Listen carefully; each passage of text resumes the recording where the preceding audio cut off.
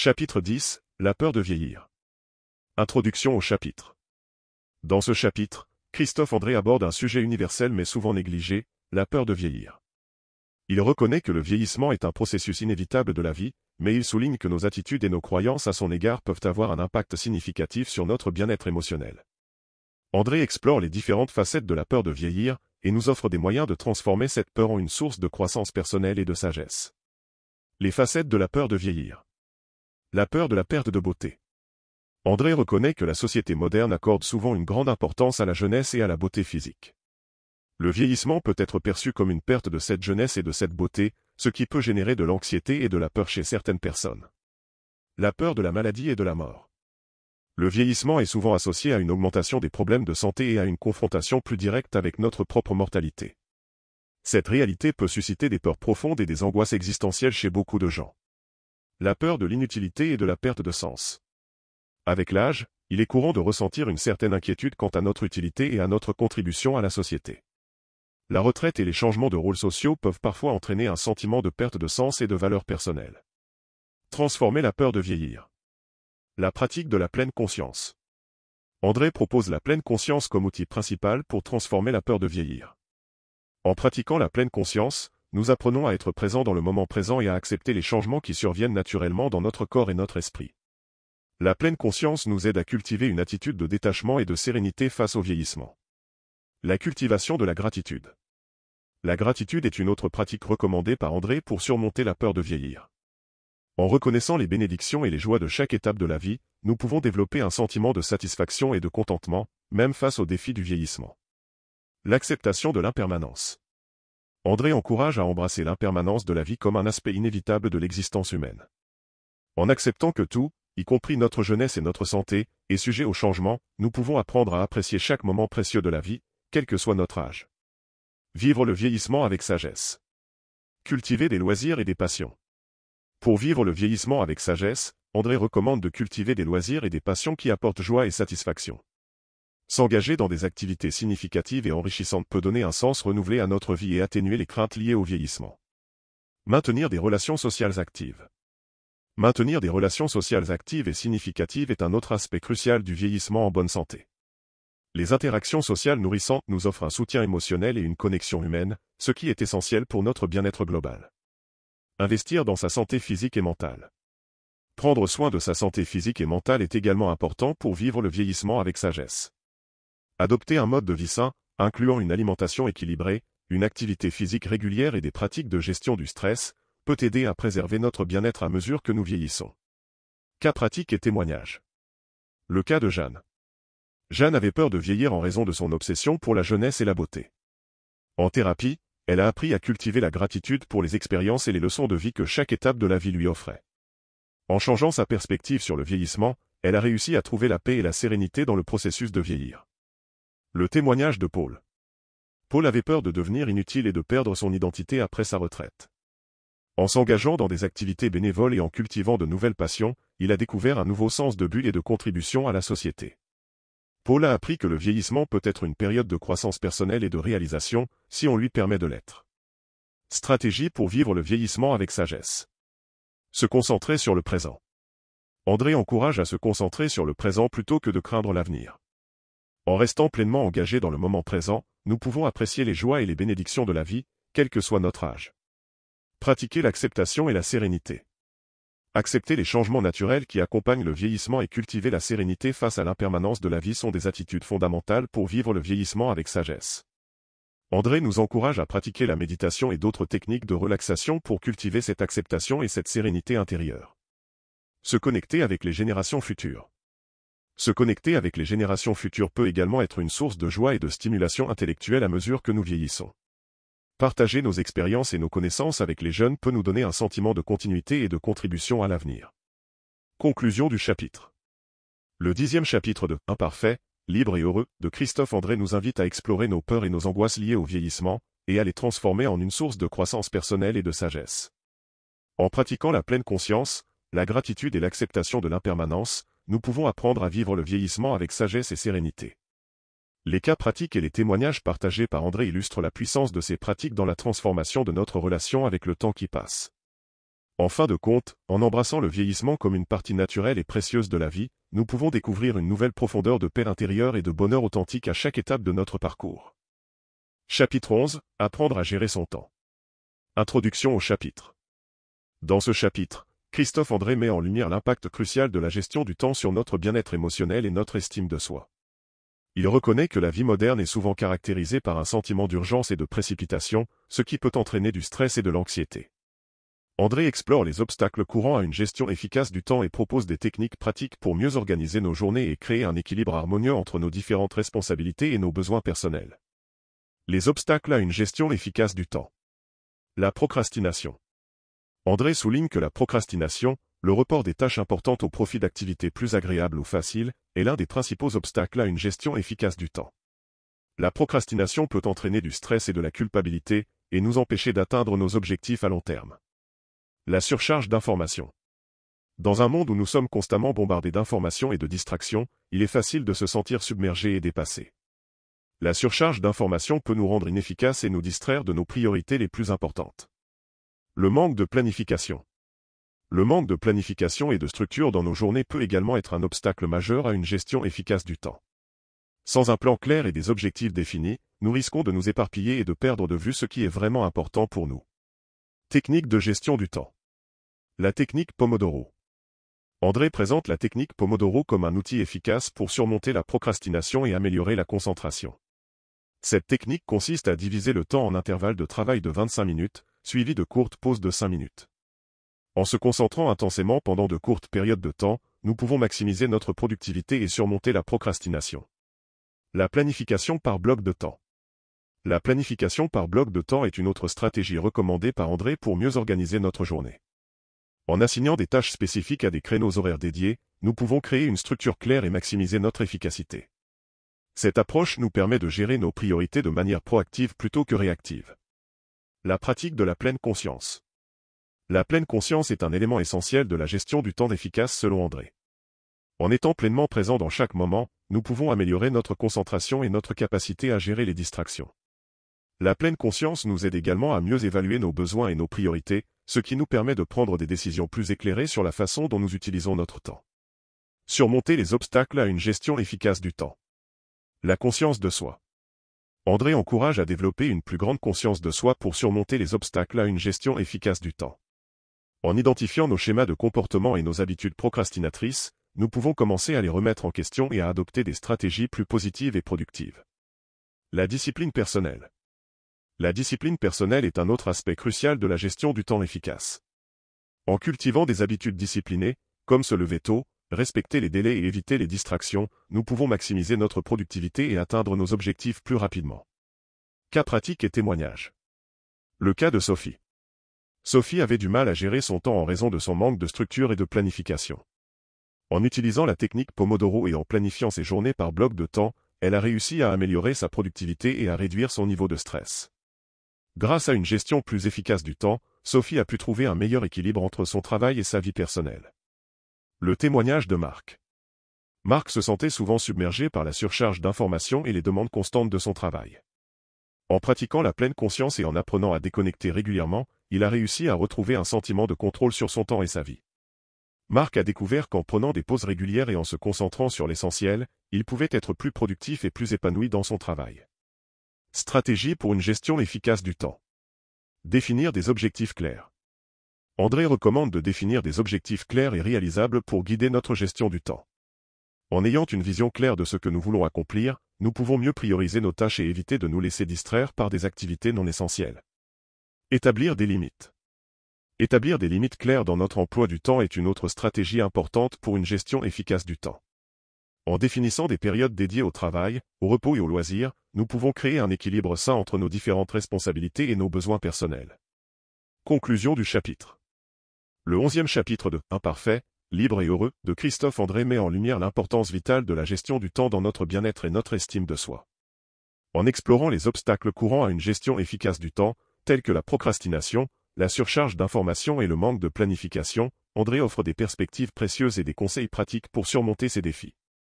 Les techniques de gestion du temps présentées, telles que la technique Pomodoro, la planification par bloc de temps et la pratique de la pleine conscience, sont des outils puissants pour améliorer notre productivité et notre satisfaction personnelle. À travers des cas pratiques et des témoignages, André illustre comment ces stratégies peuvent être mises en œuvre dans la vie quotidienne pour obtenir des résultats concrets. Par exemple, Sophie a réussi à réduire son niveau de stress et à améliorer sa productivité en utilisant la technique Pomodoro et en planifiant ses journées de manière plus structurée. De même, Marc a trouvé un meilleur équilibre entre son travail et sa vie personnelle en pratiquant la pleine conscience et en établissant des limites claires dans son emploi du temps. En conclusion, le chapitre 11 nous rappelle que la gestion du temps est une compétence essentielle pour mener une vie épanouissante et productive. En adoptant des stratégies efficaces pour surmonter les obstacles à une gestion efficace du temps et en cultivant des habitudes disciplinées et conscientes, nous pouvons maximiser notre potentiel et vivre de manière plus équilibrée et satisfaisante. En fin de compte, une gestion efficace du temps nous permet de libérer de l'espace pour les activités et les relations qui sont vraiment importantes pour nous, renforçant ainsi notre estime de soi et notre bien-être global. Chapitre 12 – Vivre l'instant présent. Introduction au chapitre. Dans ce chapitre, Christophe André explore l'importance de vivre pleinement chaque moment de notre vie et les bienfaits de la pleine conscience pour notre bien-être global. Il souligne que trop souvent, nous sommes absorbés par nos pensées sur le passé ou l'avenir, ce qui nous empêche de savourer pleinement l'instant présent. André nous invite à ramener notre attention au moment présent, en cultivant une conscience attentive et ouverte à ce qui se passe ici et maintenant. Les bienfaits de la pleine conscience. Réduction du stress et de l'anxiété. André souligne que la pleine conscience est un outil puissant pour réduire le stress et l'anxiété. En nous concentrant sur le moment présent, nous sommes moins susceptibles de nous laisser emporter par des pensées et des émotions négatives liées au passé ou à l'avenir. Cela nous permet de trouver un calme intérieur et une plus grande stabilité émotionnelle. Amélioration de la concentration et de la clarté mentale.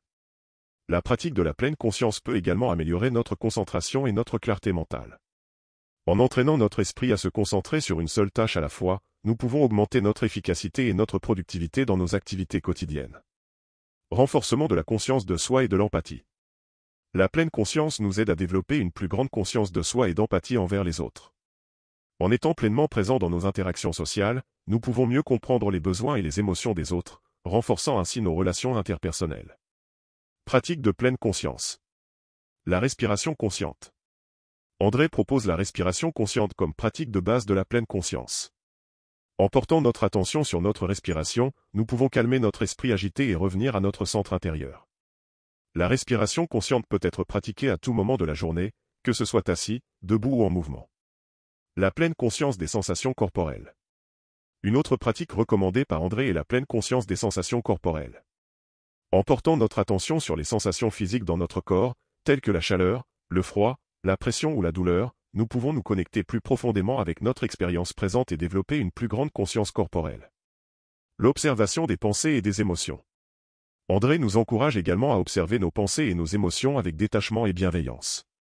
Plutôt que de nous laisser emporter par nos pensées, nous pouvons les observer comme des nuages passant dans le ciel de notre esprit, sans s'y accrocher ni les juger. Cette pratique nous permet de cultiver un espace intérieur de calme et de clarté. Intégrer la pleine conscience dans la vie quotidienne. Créer des moments de pause.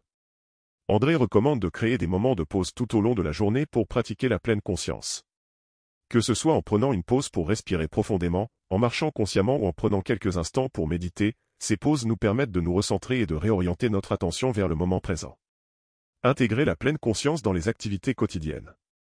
La pleine conscience peut également être intégrée dans les activités quotidiennes, telles que manger, cuisiner, marcher ou même faire la vaisselle. En portant notre attention sur chaque geste et chaque sensation, nous pouvons transformer des activités ordinaires en expériences riches et significatives. Cas pratique et témoignage. Le cas de Marie. Marie se sentait constamment stressée et dépassée par ses responsabilités professionnelles et familiales. En intégrant la pleine conscience dans sa vie quotidienne, en prenant des pauses régulières pour respirer et en pratiquant la pleine conscience des sensations corporelles, elle a réussi à réduire son niveau de stress et à retrouver un sentiment de calme intérieur. Le témoignage de Pierre. Pierre avait du mal à rester concentré et productif au travail en raison de son esprit agité. En pratiquant la pleine conscience de la respiration et en observant ses pensées avec détachement, il a réussi à améliorer sa concentration et sa clarté mentale. Pierre a découvert qu'en étant pleinement présent dans chaque tâche, il pouvait accomplir plus en moins de temps et avec moins d'efforts. Stratégie pour vivre l'instant présent. Établir des rituels. André suggère d'établir des rituels quotidiens pour aider à ancrer notre pratique de la pleine conscience dans notre vie quotidienne. Que ce soit une méditation matinale, une pause déjeuner consciente ou une promenade nocturne, ces rituels nous aident à nous rappeler de revenir à l'instant présent tout au long de la journée. Cultiver la gratitude. La gratitude est une autre stratégie recommandée par André pour vivre pleinement l'instant présent. En reconnaissant et en appréciant les nombreuses bénédictions de notre vie, nous pouvons développer un sentiment de satisfaction et de contentement dans le moment présent, quelles que soient les circonstances extérieures. Conclusion du chapitre. Le 12e chapitre de Imparfait, libre et heureux de Christophe André nous invite à embrasser pleinement l'instant présent et à cultiver la pleine conscience dans notre vie quotidienne. En explorant les bienfaits de la pleine conscience pour notre santé mentale et émotionnelle, André nous offre des outils précieux pour surmonter le stress, l'anxiété et la distraction, et pour trouver un calme intérieur et une clarté mentale. À travers des pratiques simples telles que la respiration consciente, la pleine conscience des sensations corporelles et l'observation des pensées et des émotions, nous pouvons développer une plus grande conscience de nous-mêmes et de notre environnement, et vivre plus pleinement chaque moment. En intégrant la pleine conscience dans nos activités quotidiennes et en créant des moments de pause pour nous recentrer, nous pouvons transformer notre expérience de la vie et trouver une plus grande satisfaction et un plus grand épanouissement. Les cas pratiques et les témoignages partagés par André illustrent la puissance de la pleine conscience dans la transformation de notre relation avec nous-mêmes et avec le monde qui nous entoure. Que ce soit Marie, qui a trouvé un soulagement au stress grâce à des pauses de respiration consciente, ou Pierre, qui a amélioré sa concentration et sa productivité grâce à la pleine conscience de la respiration, ces histoires nous rappellent que la pleine conscience est accessible à tous et peut avoir un impact profond sur notre vie. En conclusion, le chapitre 12 nous offre une invitation à vivre pleinement chaque instant de notre vie, en étant pleinement présent dans ce que nous faisons et ce que nous ressentons. En cultivant la pleine conscience dans notre vie quotidienne, nous pouvons trouver un sentiment de paix intérieure et de connexion profonde avec nous-mêmes et avec le monde qui nous entoure. Que ce soit en respirant consciemment, en marchant en pleine conscience ou en méditant, chaque pratique de pleine conscience nous ramène à l'essence même de notre être, nous rappelant que le bonheur et la liberté résident dans l'instant présent. Chapitre 13. Apprendre à dire non. Introduction au chapitre. Dans ce chapitre, Christophe André explore l'importance vitale de savoir dire non dans nos vies. Il reconnaît que beaucoup d'entre nous ont du mal à établir des limites claires et à refuser les demandes excessives des autres, ce qui peut entraîner du stress, de la frustration et un sentiment de surcharge. André nous guide à travers les étapes pour apprendre à dire non de manière respectueuse et assertive, en préservant notre estime de soi et nos relations interpersonnelles. Les conséquences de ne pas savoir dire non. Surcharge et épuisement. André souligne que ne pas savoir dire non peut nous conduire à prendre trop de responsabilités et à nous sentir surchargés et épuisés. En acceptant constamment les demandes des autres sans tenir compte de nos propres besoins, nous risquons de compromettre notre bien-être émotionnel et notre santé mentale. Ressentiment et frustration. Le fait de ne pas savoir dire non peut également entraîner des sentiments de ressentiment et de frustration envers les autres. Lorsque nous nous sentons obligés d'accepter des demandes qui vont à l'encontre de nos propres désirs et limites, nous risquons de développer des sentiments négatifs envers ceux qui nous sollicitent. Altération des relations interpersonnelles. Ne pas savoir dire non peut également nuire à nos relations interpersonnelles en créant des déséquilibres de pouvoir et des tensions. En étant constamment à la disposition des autres et en ne défendant pas nos propres limites, nous risquons de compromettre notre estime de soi et notre respect mutuel. Les étapes pour apprendre à dire non. Identifier ses propres besoins et limites. La première étape pour apprendre à dire non est d'identifier ses propres besoins et limites. En comprenant ce qui est vraiment important pour nous et ce que nous sommes prêts à accepter ou à refuser, nous pouvons mieux défendre nos intérêts et prendre soin de notre bien-être émotionnel. Pratiquer l'assertivité. L'assertivité est une compétence clé pour apprendre à dire non de manière respectueuse et assertive. Cela implique de communiquer clairement et fermement nos limites sans être agressif ni passif. L'assertivité nous permet de défendre nos droits et nos intérêts tout en préservant nos relations interpersonnelles. Utiliser des techniques de communication non violente. Les techniques de communication non violente peuvent également être utiles pour apprendre à dire non de manière constructive. En exprimant nos besoins et nos limites de manière empathique et respectueuse, nous pouvons favoriser une meilleure compréhension et une résolution pacifique des conflits. Cas pratique et témoignage. Le cas de Pauline. Pauline avait du mal à dire non à ses collègues lorsqu'ils lui demandaient de prendre en charge des tâches supplémentaires. En apprenant à identifier ses propres limites et à pratiquer l'assertivité, elle a réussi à mieux défendre ses intérêts et à préserver son bien-être émotionnel. Pauline a découvert qu'en disant non de manière respectueuse, elle pouvait se sentir plus en contrôle de sa vie professionnelle et plus épanouie dans son travail. Le témoignage de Jean. Jean avait du mal à dire non à sa famille et à ses amis lorsqu'ils lui demandaient de les aider avec diverses tâches et engagements sociaux. En apprenant à affirmer ses limites et à utiliser des techniques de communication non violente, il a réussi à préserver son énergie et son temps pour se concentrer sur ses propres besoins et priorités. Jean a découvert qu'en disant non de manière respectueuse, il pouvait renforcer ses relations interpersonnelles et se sentir plus épanoui dans sa vie personnelle. Stratégie pour apprendre à dire non. Pratiquer l'auto-soin. André recommande de pratiquer l'auto-soin régulièrement pour renforcer sa capacité à dire non de manière respectueuse.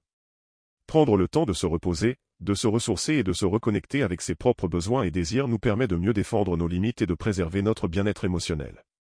Établir des priorités claires. Établir des priorités claires dans notre vie nous aide à déterminer ce qui est vraiment important pour nous et à dire non aux demandes qui ne correspondent pas à nos objectifs et à nos valeurs. En sachant ce qui compte vraiment pour nous, nous pouvons mieux protéger notre temps et notre énergie pour les activités qui nous apportent le plus de satisfaction et d'épanouissement. Conclusion du chapitre.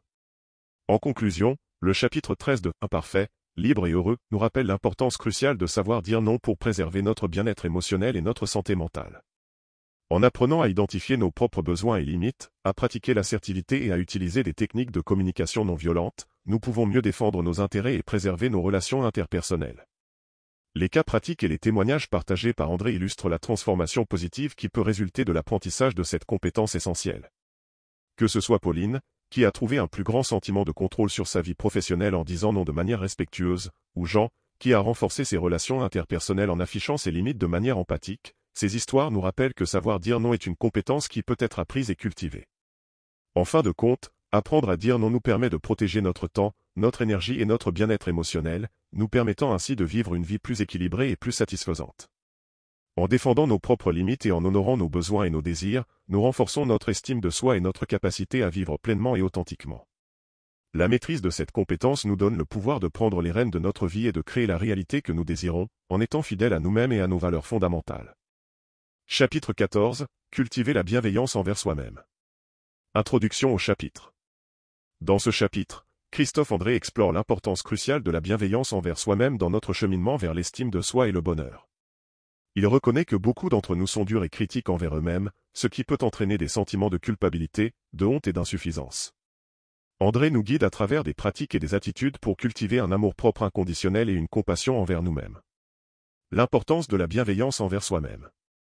Favoriser l'estime de soi. André souligne que la bienveillance envers soi-même est essentielle pour favoriser une estime de soi saine et équilibrée. En étant gentils et compatissants envers nous-mêmes, nous renforçons notre confiance en nos capacités et notre valeur intrinsèque. Réduire l'autocritique. La bienveillance envers soi-même nous aide à réduire l'autocritique et le jugement excessif. Plutôt que de nous attaquer et de nous dévaloriser lorsque nous faisons des erreurs ou que nous rencontrons des difficultés, nous pouvons nous traiter avec douceur et compréhension. Cultiver la résilience émotionnelle. La bienveillance envers soi-même renforce notre résilience émotionnelle en nous aidant à faire face aux défis et aux échecs avec compassion et compassion. Plutôt que de nous laisser décourager par les revers, nous pouvons nous encourager et nous soutenir pour rebondir plus fort. Pratique pour cultiver la bienveillance envers soi-même. Pratiquer l'autocompassion. André propose la pratique de l'autocompassion comme moyen efficace de cultiver la bienveillance envers soi-même.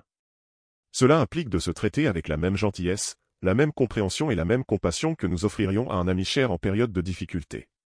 Remplacer les pensées négatives par des pensées positives. Une autre pratique recommandée par André est de remplacer les pensées négatives par des pensées positives et constructives. Plutôt que de se critiquer et de se dévaloriser, nous pouvons nous encourager et nous soutenir avec des affirmations positives et des messages de soutien. Pratiquer la gratitude envers soi-même. La pratique de la gratitude envers soi-même est une autre façon de cultiver la bienveillance envers soi-même. En reconnaissant et en appréciant nos propres qualités, réalisations et contributions, nous renforçons notre estime de soi et notre sentiment de valeur personnelle. Cas pratique et témoignage. Le cas de Laura. Laura était constamment dure et critique envers elle-même, se jugeant sévèrement pour chaque erreur ou imperfection. En pratiquant l'autocompassion et en remplaçant les pensées négatives par des pensées positives, elle a réussi à réduire son autocritique et à cultiver un plus grand sentiment de bien-être et de confiance en elle-même. Le témoignage de Julien. Julien avait du mal à accepter ses propres limites et imperfections, se sentant souvent insatisfait et frustré de ne pas être à la hauteur de ses propres attentes. En pratiquant la gratitude envers soi-même et en reconnaissant ses propres réalisations et qualités uniques, il a réussi à développer une plus grande acceptation de lui-même et un plus grand sentiment de paix intérieure. Stratégie pour cultiver la bienveillance envers soi-même. Pratiquer l'auto-soin régulièrement. André recommande de pratiquer régulièrement l'auto-soin pour cultiver la bienveillance envers soi-même. Que ce soit en prenant du temps pour se détendre, se ressourcer ou se faire plaisir, ces pratiques nous permettent de nourrir notre bien-être émotionnel et notre amour-propre. Développer une routine de gratitude personnelle. Développer une routine de gratitude personnelle est une autre stratégie efficace pour cultiver la bienveillance envers soi-même. En prenant quelques instants chaque jour pour réfléchir à nos réalisations, nos qualités et nos bénédictions personnelles, nous renforçons notre estime de soi et notre appréciation de nous-mêmes. Conclusion du chapitre. En conclusion, le chapitre 14 de Imparfait, libre et heureux, nous rappelle l'importance vitale de cultiver la bienveillance envers soi-même dans notre cheminement vers l'estime de soi et le bonheur. En pratiquant l'autocompassion, en remplaçant les pensées négatives par des pensées positives et en cultivant la gratitude envers soi-même, nous renforçons notre estime de soi et notre amour-propre. Les cas pratiques et les témoignages partagés par André illustrent la transformation positive qui peut résulter de la pratique de ces techniques. Que ce soit Laura, qui a appris à se traiter avec gentillesse et compréhension au lieu de se critiquer sans merci, ou Julien, qui a trouvé un plus grand sentiment de paix intérieure en reconnaissant ses propres qualités et réalisations uniques, ces histoires nous rappellent la puissance de la bienveillance envers soi-même pour favoriser une vie épanouissante et gratifiante.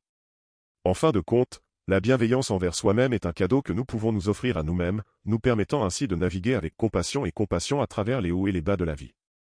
En développant une relation plus aimante et plus compatissante avec nous-mêmes, nous renforçons notre estime de soi et notre capacité à faire face aux défis et aux épreuves avec résilience et confiance. La pratique régulière de la bienveillance envers soi-même nous permet de cultiver un amour-propre inconditionnel et de vivre pleinement et authentiquement chaque jour. Chapitre 15. Accepter l'incertain. Introduction au chapitre. Dans ce chapitre, Christophe André aborde la question universelle de l'incertitude et de notre réaction à celle-ci. Il reconnaît que beaucoup d'entre nous luttent avec le sentiment d'inconfort et d'anxiété causé par le manque de certitude dans nos vies. André nous guide à travers des perspectives et des pratiques pour embrasser l'incertitude avec courage et résilience, et pour trouver un sentiment de paix intérieure même dans les situations les plus incertaines. L'incertain dans la vie. Nature de l'incertain. André commence par explorer la nature même de l'incertitude et la façon dont elle est inévitable dans nos vies. Que ce soit dans nos relations, notre carrière, ou même dans les événements quotidiens, l'incertitude est une constante à laquelle nous devons faire face. Réaction à l'incertain. Il examine ensuite nos réactions habituelles à l'incertitude, qui peuvent inclure la peur, l'anxiété et le désir de contrôle. Beaucoup d'entre nous cherchent à éviter ou à éliminer l'incertitude de nos vies, ce qui peut entraîner du stress et de la souffrance. Accepter l'incertain avec grâce. Cultiver la confiance dans l'inconnu. André propose de cultiver la confiance dans l'inconnu comme moyen de faire face à l'incertitude avec grâce. Plutôt que de craindre l'incertitude, nous pouvons apprendre à nous ouvrir à elle et à lui faire confiance pour nous guider sur notre chemin. Pratiquer la pleine conscience de l'instant présent. Une autre pratique recommandée par André est de pratiquer la pleine conscience de l'instant présent comme moyen de trouver la paix et la sérénité même dans les moments d'incertitude. En se concentrant sur ce qui est ici et maintenant, nous pouvons libérer notre esprit de l'angoisse de l'avenir incertain. Cas pratique et témoignage. Le cas de Sophie. Sophie avait du mal à accepter l'incertitude dans sa vie professionnelle, se sentant constamment stressée et préoccupée par l'avenir. En pratiquant la pleine conscience et en cultivant la confiance dans l'inconnu, elle a réussi à trouver un plus grand sentiment de paix et de sérénité même dans les moments les plus incertains. Le témoignage de Thomas. Thomas était obsédé par le contrôle et la planification, cherchant à tout anticiper et à éviter toute forme d'incertitude. En pratiquant la pleine conscience et en apprenant à se détacher du besoin de contrôle, il a réussi à trouver un plus grand sentiment de liberté et de légèreté dans sa vie quotidienne. Stratégie pour accepter l'incertain. Pratiquer la flexibilité mentale. André recommande de pratiquer la flexibilité mentale comme moyen de faire face à l'incertitude avec grâce. En étant ouvert et adaptable face aux changements et aux imprévus de la vie, nous pouvons naviguer avec plus de facilité à travers les situations incertaines. Développer la capacité d'adaptation. Développer la capacité d'adaptation est une autre stratégie importante pour accepter l'incertitude. En cultivant notre résilience et notre capacité à rebondir face aux défis et aux obstacles, nous renforçons notre confiance dans notre capacité à faire face à l'incertitude avec courage et détermination. Conclusion du chapitre. En conclusion, le chapitre 15 de Imparfait, libre et heureux, nous rappelle l'importance vitale d'accepter l'incertitude dans nos vies et de trouver la paix et la sérénité même dans les moments les plus incertains. En cultivant la confiance dans l'inconnu, en pratiquant la pleine conscience de l'instant présent, et en développant la capacité d'adaptation, nous renforçons notre résilience et notre capacité à faire face aux défis de la vie avec courage et sagesse. Les cas pratiques et les témoignages partagés par André illustrent la transformation positive qui peut résulter de la pratique de ces techniques. Que ce soit Sophie, qui a trouvé un plus grand sentiment de paix en acceptant l'incertitude dans sa vie professionnelle, ou Thomas, qui a découvert un plus grand sentiment de liberté en lâchant prise sur le besoin de contrôle, ces histoires nous rappellent que nous avons le pouvoir de trouver la paix et la sérénité même dans les moments les plus incertains. En embrassant l'incertitude avec courage et en cultivant la confiance dans l'inconnu, nous découvrons une nouvelle liberté et une plus grande capacité à vivre pleinement et authentiquement chaque instant. En fin de compte, apprendre à accepter l'incertitude est un aspect essentiel du développement personnel et de l'épanouissement personnel. En embrassant l'impermanence de la vie et en trouvant la paix intérieure même dans les moments d'incertitude, nous renforçons notre résilience et notre capacité à naviguer avec grâce à travers les hauts et les bas de l'existence. La pratique régulière de la confiance dans l'inconnu et de la pleine conscience de l'instant présent nous permet de vivre avec plus de sagesse, de compassion et de liberté, en embrassant pleinement la richesse et la complexité de l'expérience humaine. Conclusion. Le chapitre 15 de « Imparfait, libre et heureux » nous a guidés à travers l'exploration de l'incertitude et de la façon dont nous pouvons apprendre à l'accepter avec grâce et sérénité. En cultivant la confiance dans l'inconnu, en pratiquant la pleine conscience de l'instant présent, et en développant la capacité d'adaptation, nous renforçons notre résilience émotionnelle et notre capacité à faire face aux défis de la vie avec courage et détermination. Les cas pratiques et les témoignages partagés par Christophe André illustrent la transformation positive qui peut résulter de l'acceptation de l'incertitude. Que ce soit Sophie, qui a trouvé la paix intérieure en acceptant l'incertitude dans sa vie professionnelle, ou Thomas, qui a découvert une plus grande liberté en lâchant prise sur le besoin de contrôle, ces histoires nous rappellent que nous avons le pouvoir de trouver la paix et la sérénité même dans les moments les plus incertains de la vie. En fin de compte, apprendre à accepter l'incertitude nous permet de vivre avec plus de liberté, de légèreté et de joie, en embrassant pleinement la richesse et la complexité de l'expérience humaine. En cultivant la confiance dans l'inconnu et en pratiquant la pleine conscience de l'instant présent, nous découvrons une nouvelle façon de vivre, caractérisée par la sagesse, la compassion et la gratitude pour chaque instant précieux de la vie. Chapitre 16, la force des liens. Introduction au chapitre.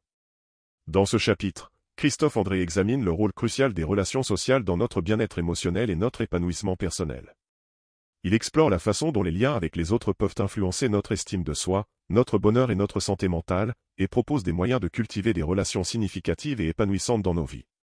L'impact des relations sociales. Influence sur l'estime de soi. André souligne l'importance des relations sociales dans la construction de notre estime de soi.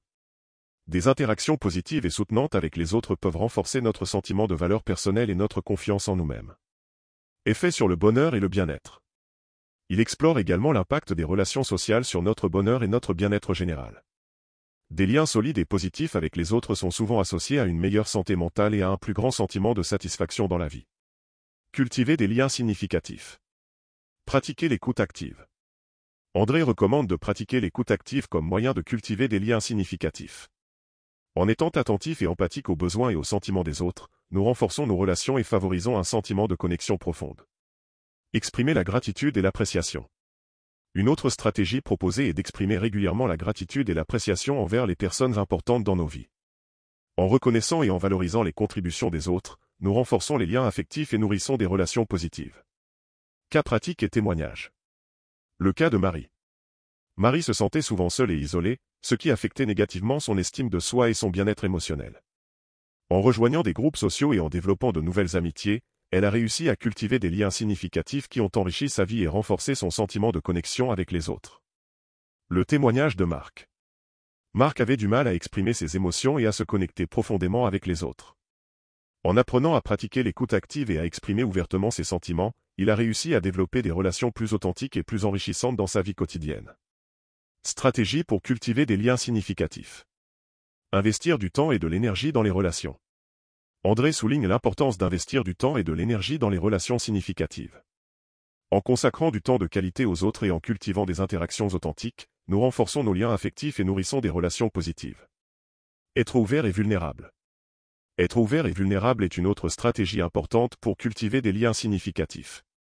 En partageant nos pensées, nos sentiments et nos expériences avec les autres, nous créons un espace de connexion authentique et de soutien mutuel.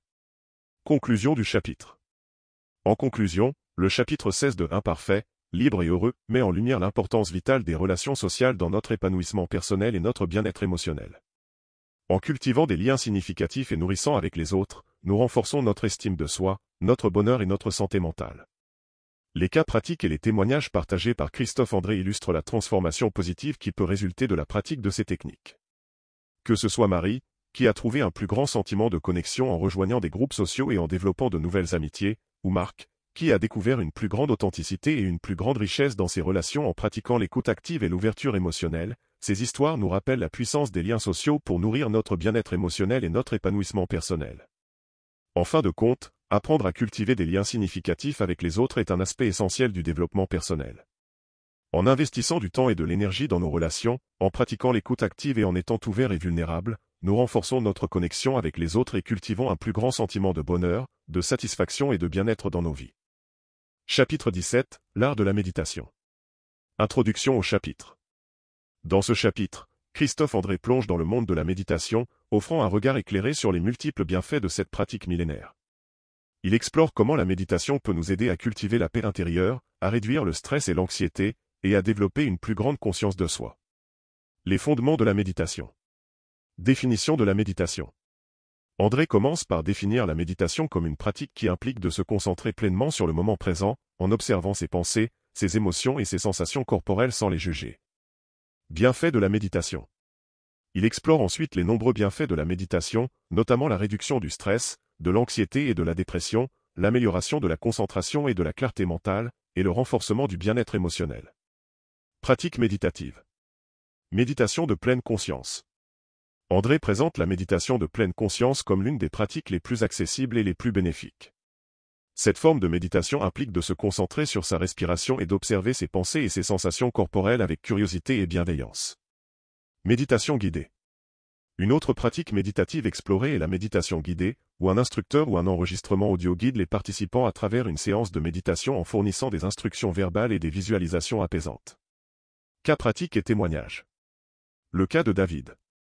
David souffrait de stress chronique et de troubles du sommeil, ce qui affectait négativement sa qualité de vie. En introduisant une pratique régulière de méditation de pleine conscience dans sa routine quotidienne, il a réussi à réduire son anxiété et à améliorer son sommeil, ce qui lui a permis de retrouver un plus grand sentiment de calme et de sérénité. Le témoignage de Sarah. Sarah se sentait souvent submergée par ses pensées et ses émotions, ce qui lui causait du stress et de l'anxiété.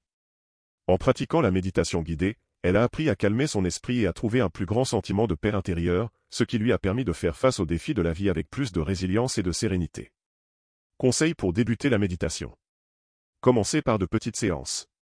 André suggère de commencer par de courtes séances de méditation, aussi peu que 5 minutes par jour, et d'augmenter progressivement la durée au fur et à mesure que vous devenez plus à l'aise avec la pratique. Trouvez un environnement calme. Il recommande également de trouver un environnement calme et paisible pour pratiquer la méditation, où vous ne serez pas interrompu et où vous pourrez vous détendre pleinement. Conclusion du chapitre.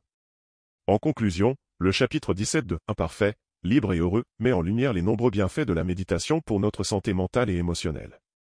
En pratiquant la méditation de pleine conscience ou la méditation guidée, nous pouvons développer une plus grande conscience de soi, réduire le stress et l'anxiété, et cultiver une plus grande paix intérieure. Les cas pratiques et les témoignages partagés par Christophe André illustrent la transformation positive qui peut résulter de la pratique régulière de la méditation. Que ce soit David, qui a réussi à réduire son anxiété et à améliorer son sommeil grâce à la méditation de pleine conscience, ou Sarah, qui a trouvé un plus grand sentiment de paix intérieure grâce à la méditation guidée, ces histoires nous rappellent la puissance de la méditation pour améliorer notre bien-être émotionnel et notre qualité de vie. En fin de compte, apprendre l'art de la méditation nous offre un outil puissant pour cultiver la paix intérieure et le bien-être émotionnel dans nos vies. En intégrant la méditation dans notre routine quotidienne, nous renforçons notre capacité à faire face aux défis de la vie avec calme, clarté mentale et sérénité. Chapitre 18, Vivre le moment présent. Introduction au chapitre. Dans ce chapitre, Christophe André plonge dans la philosophie de vivre le moment présent, mettant en lumière l'importance de la pleine conscience et de la présence dans notre quête de bonheur et d'épanouissement. Il explore comment être pleinement conscient de chaque instant peut transformer notre expérience de la vie et nous aider à trouver un plus grand sentiment de paix et de satisfaction. La philosophie de la pleine conscience. Définition de la pleine conscience. André commence par définir la pleine conscience comme une attitude mentale qui implique d'être pleinement présent et attentif à chaque moment de la vie, en observant ses pensées, ses émotions et ses sensations corporelles sans les juger. Pratique de pleine conscience. Il explore ensuite différentes pratiques de pleine conscience, telles que la méditation de pleine conscience, la marche consciente et la pleine conscience des activités quotidiennes, qui peuvent nous aider à cultiver une plus grande présence dans nos vies. Les bienfaits de la pleine conscience. Réduction du stress et de l'anxiété. André souligne les nombreux bienfaits de la pleine conscience, notamment la réduction du stress, de l'anxiété et de la dépression. En étant pleinement présent dans le moment présent, nous pouvons calmer notre esprit et trouver un plus grand sentiment de calme intérieur. Amélioration de la concentration. Un autre avantage de la pleine conscience est son impact positif sur la concentration et la clarté mentale. En étant pleinement engagés dans ce que nous faisons, nous pouvons améliorer notre capacité à nous concentrer et à rester présents dans nos activités. Pratique de pleine conscience au quotidien. La respiration consciente. André recommande de commencer par la pratique de la respiration consciente, en prenant simplement quelques instants pour observer sa respiration et ramener son attention à l'instant présent. La marche consciente. Une autre pratique simple est la marche consciente, où nous sommes pleinement présents dans chaque pas que nous prenons, en observant nos sensations corporelles et notre environnement avec curiosité et bienveillance. Cas pratique et témoignage. Le cas de Sophie. Sophie se sentait souvent submergée par ses pensées anxieuses sur l'avenir, ce qui lui causait du stress et de l'anxiété. En pratiquant la pleine conscience, elle a appris à calmer son esprit et à trouver un plus grand sentiment de calme intérieur, ce qui lui a permis de vivre plus pleinement dans le moment présent. Le témoignage de Thomas. Thomas avait du mal à lâcher prise sur le passé et à se projeter dans l'avenir, ce qui lui causait du stress et de l'anxiété. En pratiquant la pleine conscience, il a appris à se concentrer sur le moment présent et à trouver un plus grand sentiment de paix intérieure, ce qui lui a permis de vivre avec plus de présence et de gratitude. Conseil pour intégrer la pleine conscience dans sa vie.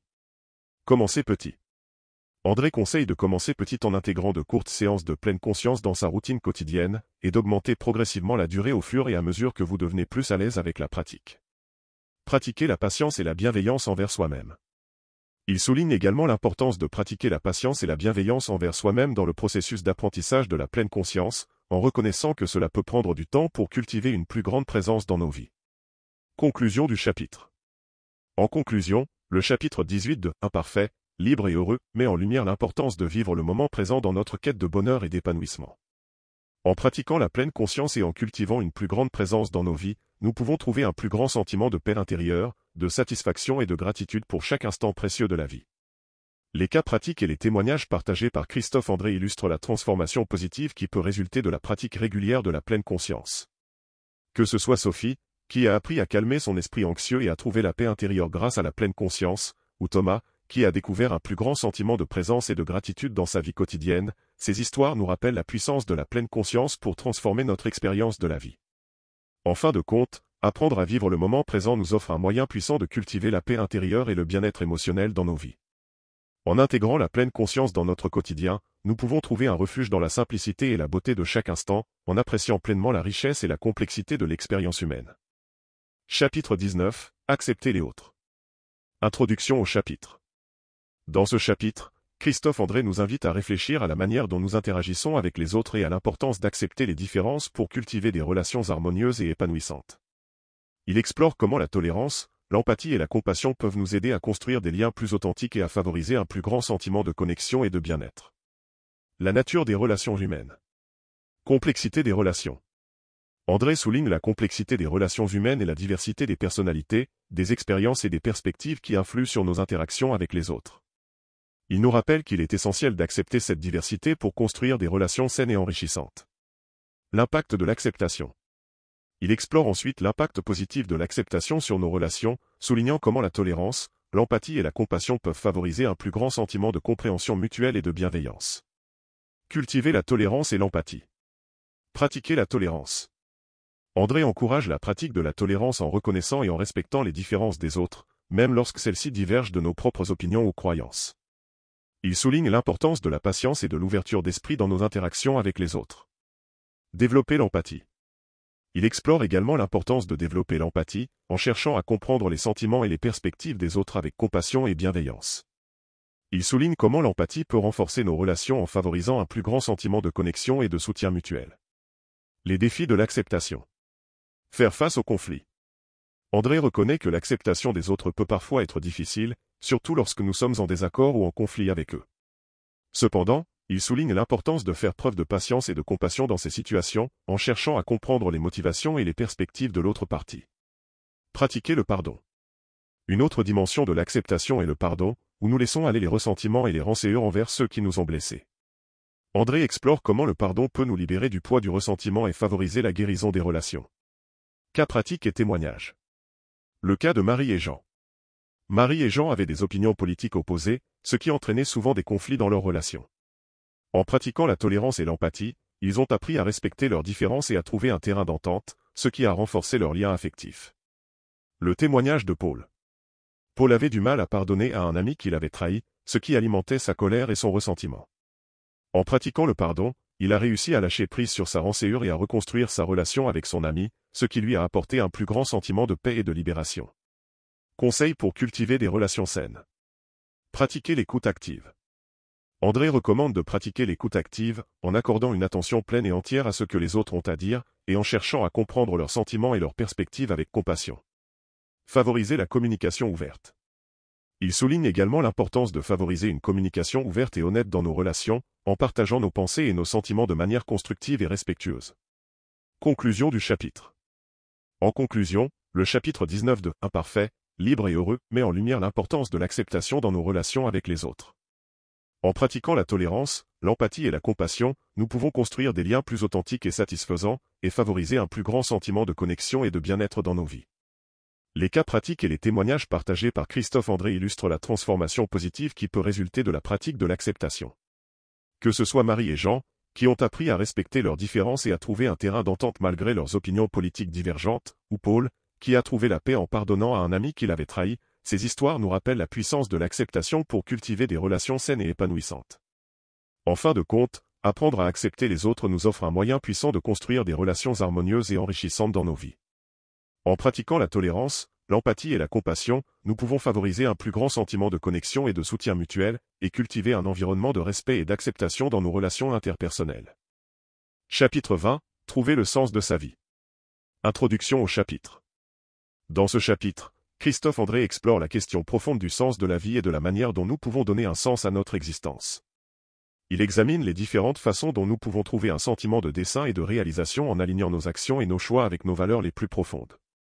La quête de sens. La nature de la quête de sens. André commence par discuter de la nature universelle de la quête de sens, soulignant que cette recherche est une partie essentielle de l'expérience humaine.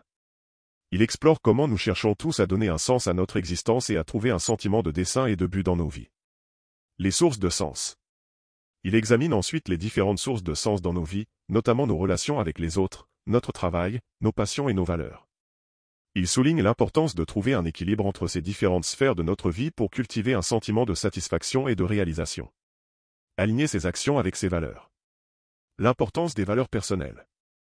André met en avant l'importance de connaître et de comprendre nos valeurs personnelles, ces principes fondamentaux qui guident nos choix et nos actions dans la vie.